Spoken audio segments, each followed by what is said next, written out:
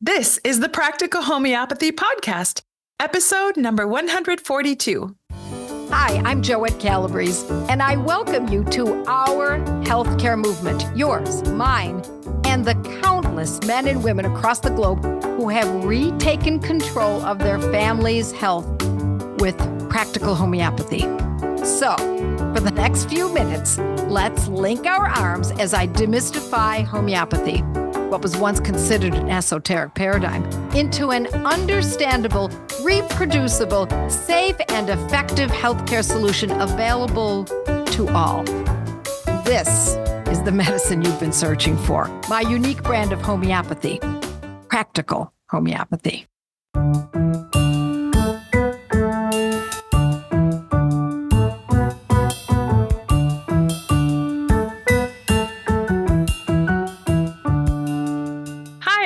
Welcome to the podcast.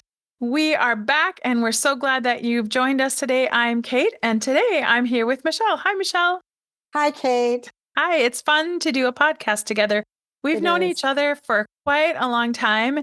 And for those people who don't know you, I would love for you to just give a little introduction about yourself. Sure. I live in Chico, California. My name is Michele Kumagai, and I have raised 5 boys, homeschooled all the way through. Now they're out on their own being independent. Well, some of them are. And I am so excited to be here today to share about gateway study groups. And it's actually how Kate and I met. So thank you for having me, Kate. Yes. I'm excited to share with the listeners who may not know much about the Gateway to Practical Homeopathy study groups, a little bit more information about them. And our title today is, Can Anyone Lead a Gateway to Practical Homeopathy study group? So we're going to get into that. But first, I thought we should tell people how we met and how the Gateway to Practical Homeopathy study groups have really affected our lives. So we are dear friends now, and we met in a Gateway to Practical Homeopathy study group that I started leading. I think it was about 12 years ago or so. So you joined and then you kept coming to the study groups that I led. And yeah, you couldn't get rid of me. Yeah. Well, I didn't want to get rid of you. And we became good friends in there. And then eventually we joined forces and decided to lead the study groups together, which was really fun. And so we've been really good friends ever since that time. And now we even work together every day. So I guess you're probably going to get sick of me at some point. Never. So talk to us, Michele, about how you felt initially when I presented the idea to you about joining me to lead the Gateway to Practical Homeopathy study groups. Well, I was actually really anxious about that. Even though I'd been in so many of your groups, Kate, I was just so nervous. I was afraid I would say something wrong. I was afraid I would, we worked on spreadsheets, so I was afraid I would enter something wrong. I'd never even seen a Google Doc before, and that's what we were using to keep track of things. So I know I never shared that with you before, but I was really hesitant of leading study groups. And now it's what I love to do. I'm just really passionate about sharing this with anyone who wants to listen. Yeah, we did that for many years together. And it just grew and grew. And I would love for us to just talk a little bit about how we've developed such great friendships through these study groups. And because we each had our strengths when we came together to lead these study groups, and we each took on certain roles in putting together the study groups. And you were really the people person, Michele, and you still are. Study groups is your thing. You love connecting with people. And so you started some signal groups for the study groups. And talk a little bit about that and how important it is and how we've stayed connected with our people. Actually, when we started those groups, it was during that year when people weren't leaving their homes. And so we all wanted to stay connected. So we found a medium that was safe and protected end-to-end encryption.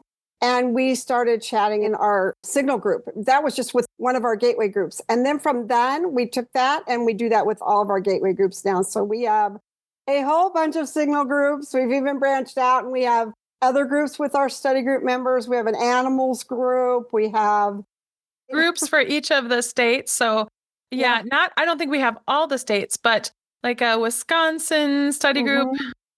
And the Wisconsin Yeah. group gets together regularly, like a whole group of them Yeah. meet up at someone that lives near Kate's house. Yeah. So, and they meet on Zoom too. So it's pretty exciting to see how homeopathy has brought us together. And we all actually met on Zoom. So, Right. Yeah. It's been so fulfilling. These people have become dear friends to us, right, Michele? Yeah. yeah. Yeah. So that's really fun. Okay. So let's talk now more about the study groups themselves and what we found to be useful as we planned the study groups and led them, because we have led a lot of study groups. So we want to give all of the listeners the tools that some of the tips and tools that we used to do our study groups. So, Michele, why don't you talk about a few of those things? Well, I think one of the things that you actually started, Kate, when you started leading the study groups was being consistent with the day and time. You were consistently holding them on a certain day and time every week. And when people would go to Joette's Find Your Study Group Friends Facebook page, they always knew when you were going to have, hold your groups. And it was able for them to connect with you and to schedule with you. And that was great for me too when I decided to join your group. So that was one of the things. Yeah, and I know we really tried to plan the study groups on days and times that we thought were good for both coasts. We have the East Coast and the West Coast, and that can be tricky. And then we also thought about days of the week, like we tried to avoid Wednesdays because of a lot of people do church things on Wednesdays. We didn't do them on Sundays because it's like family day. So we really put a lot of thought into the day and the time that we plan our groups. And that's something that if you are leading study groups, I'd really recommend that you do is think about, all the coasts. And we even had people from overseas join us. The evenings tend to be best for most time zones. Yeah. I think the farthest away we had was someone from Switzerland once.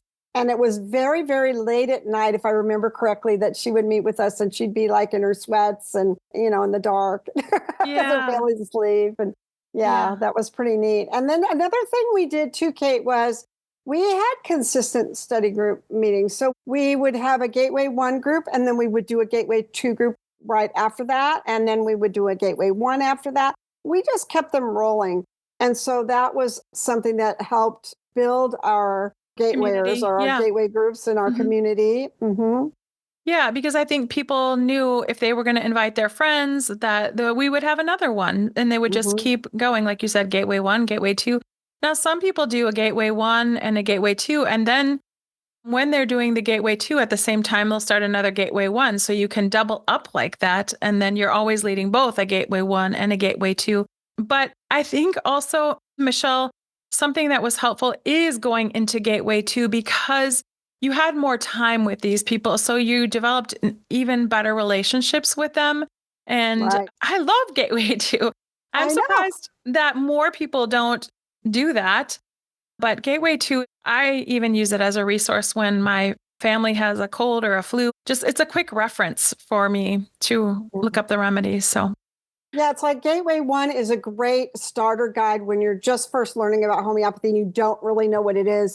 And then Gateway 2, you really do dive into the medicines more, like the entire section on cell salts and emergency first aid. And both of them together I still use them as references even all these years later. And they are full of notes from our study group members. We're amazed, right, Kate, that every time we hold a Gateway group, even all these years later, there's somebody that comes in with a little tidbit of information that is valuable. So, right. And we talk about how it helps us too, because as we're going through it, even though we might have done it 50 times, we go through it again and you and I are reminded of something. Oh yeah, I remember now. Okay, that cell salt is great for this. And it brings it back to our memory and we're able to further our knowledge and just storing all those uses for the remedies in our minds because, we learn it and then we tend to forget things. So it brings it back to our minds and keeps it fresh. So I love that I learn every time we lead a study group. So what else? Can you think of any other tips, Michele? I was thinking about with the community you have too through the signal groups and even emailing with your people. There's always somebody there to help you when you need help. Like when you have that brain mush because your kids are really sick and you can't even think of what remedy to use, and you could reach out to your friends from your study group that are in the Signal group. Oh, really powerful. I thought of something else, that when we started another study group, like say another Gateway 1, we would send it out, that information. Hey, we're starting another study group. We would send it out to our whole email list, everyone that's attended our study groups in the past, because inevitably they would want to come back. And we offered that for free if they've already joined, but they would have friends or family members that wanted to join in this next time that we went through it. So we kept a list of everyone and sent them an email and let them know what we were up to and when we would be doing new groups. So really, we got a lot of new people that way into our study groups and more friends. I remember once we had one person bring like their 4 sisters to our group. And I said, Yes. why don't you have your own study group right there? And she's like, yeah, but we want to learn in the larger community with more people. So she brought her sisters to our group. And I think that now a couple of them are even leading study groups, which is really exciting. And it's so exciting to see people. Kate and I, part of our goal is to let people know that anybody can lead a study group. And so we really stress that in our groups. We follow that study guide. It's got everything you need in it. You don't need to rewrite the book, I always say, because it's right there. And Joette's doing the teaching through the guide, right? Right. And they have videos on the Learning Center and homework and extra blogs and things that you can go to. So leading study groups, that's what I want to really stress with this, is that anyone can do it. And I hope that you guys will get out there and give it a go. So Michele, let's talk about what happens when maybe you're newer to homeopathy and you purchase a Gateway to Homeopathy study guide and you get the book. How would you go about setting up a study group, and what information is included in that book to help you do that? Well, if you read the introduction of the book, it talks about leading study groups. And then at the back, there's a whole section just for leaders. So that's where I would start. And then going through the book. And in fact, the first time I led a study group by myself, it was just me. Actually, it wasn't a group. It was me and one of my friends, because I couldn't get anyone else to join me. And I really wanted to learn, right? And so we just opened up the study guide and went through it. It's all right there for you, and watched the videos together. And so, it's all there for you. So yeah, that's where I would start, is get that study guide, open it up, get acquainted with the Learning Center online and what's available there for you. There's tools in there to share with your group, and start that way. Yeah, there's even a sample of an email that you can send out to people who want to join you for the study group. So you don't have to recreate the wheel. We have all the tools that you need to lead a study group, including the questions that you are going to ask during your study group time. And many of the answers are right there, or it points you to where to find the answer. So everything is laid out from beginning to end. And then you get a certificate of completion, all those who participated at the end. And there's lots of perks for that as well. But we won't get into that right now. But I think many people are hesitant because they think, well, I won't know what to do. But when you get the book, like you said, it lays it all out for you.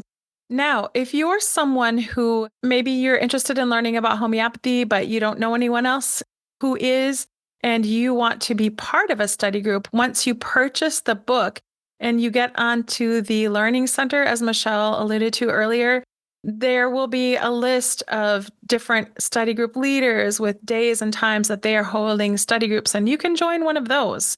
There's also a Facebook page, right, Michele, that leaders have posted information about study groups that they're leading?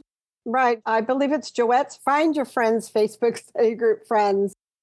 Is that right, Kate? Yeah, that's funny. Something like that. Yeah, Joette's Find Your Study Group Friends page. So look that up. It'll come up for you when you're looking in Facebook. Kate, one more thing. In the Learning Center, when you do go in there, it's when you click on the welcome button in opening your Gateway portal, and you click on the welcome button, it opens up, and that's where your list of leaders are. And all of them have graduated from the Academy or are in Joette's current Academy of Practical Homeopathy. Okay, good. So you know that, again, the study group is being led by people who really do know quite a bit about homeopathy, because these people are all, like you said, in the Academy of Practical Homeopathy. They're passionate. Yeah, they are. They're great leaders. So we want to give some tips for a successful study group, a few things that we haven't talked about, and maybe reiterate some of the things that we have. And so let's just kind of talk about the points that we discussed. And one of those was transitioning from a Gateway 1 directly into a Gateway 2 always. So you continuously are doing Gateway 1, Gateway 2, that consistency, right? The second one, Michele, would be stay on task. Yeah, stay on task with the study guide and the talking points that are in the discuss, ask, and share section of the study guide. Very helpful. Don't get off track. Just go through those points. And then if your group wants to chat at the end, you can do that. You can just say, those who have to leave, you guys can go. We've covered the information. And those who want to talk, we often say, if you want to share a success story, then we do that. And that's always really exciting to hear how people have used homeopathy successfully. And the next thing is to, like we mentioned earlier, create a signal group or some other way. Maybe it's a Facebook group or some way to stay connected for your study group to stay together and to help each other ongoing, because that is one of the biggest benefits of joining a study group, is that continued support and encouragement and, someone who's going to be there when you're scared and someone is sick and you don't know what to do, that you can write or contact one of your fellow study group members and they can walk you through that. Right? And letting people know, keeping connected with them, fostering that community so they know that they can come back and bring their friends and family. Come back, bring a friend. Don't we all want to go places with our friends? So yeah, fostering that family, that community of like-minded people. Yeah. All right. So let's wrap this up. And I want to ask you, the listeners, what do you think? Can anyone lead a study group? Can they? Michele, what do you think? I don't know. Can they? Yes. By now, I would say absolutely yes. Anyone can lead a study group. It's all laid out there for you in the Gateway to Practical Homeopathy study guide. All you have to do is get that in your hands, read through the instructions, and go for it. Great. Well, it's been fun doing this with you today, Michele, and I look forward to hearing from the listeners who start study groups and what they're accomplishing and how it goes for them. So to those of you listening to the podcast that have expressed the desire to take really responsibility for the health freedom of your family, let's leave you with this. We all know that time is of the essence and there's no perfect time, but now is always the right time for you to take a next step or a next leap, maybe even for yourself and your family. More importantly, that Make America Healthy movement, it's sweeping the nation. And I believe, Michele, that the tides are turning in our favor. So watch your email for a special announcement. We have something fun coming, and you want to pay special attention to this email if you're ready to take Joette's torch, step up to the plate, rise to the occasion, and make health freedom through practical homeopathy your commitment to yourself and your family. We know the rewards and benefits, both financially and personally, for your family and your family's health legacy are worthy. And like Joette says, gobsmacking, right? So Michele, thanks for joining me today. And for those listeners, thanks for being with us. We hope this was helpful to you, and we'll see you again soon. Bye-bye. Bye. It's my honor to share many lessons on this simple method of using homeopathy for free without affiliates or advertising here in my podcasts, but also my blog posts and Monday Night Lives. But it's critical that you learn how to use these medicines properly. These podcasts should serve as only the beginning of your training. Peruse joetteslearningcenter.com to find fun study group opportunities and in-depth courses developed by subject. So with the proper training, you can join the thousands of students before you in developing the confidence and competence to protect the health of your family and loved ones with my brand of homeopathy, Practical Homeopathy. You just listened to a podcast from internationally acclaimed homeopath, public speaker, and author, the founder of the Academy of Practical Homeopathy, Joette Calabrese. Joette's podcasts are available on all your favorite podcast apps. To learn more and find out if homeopathy is a good fit for your health strategy, visit practicalhomeopathy.com.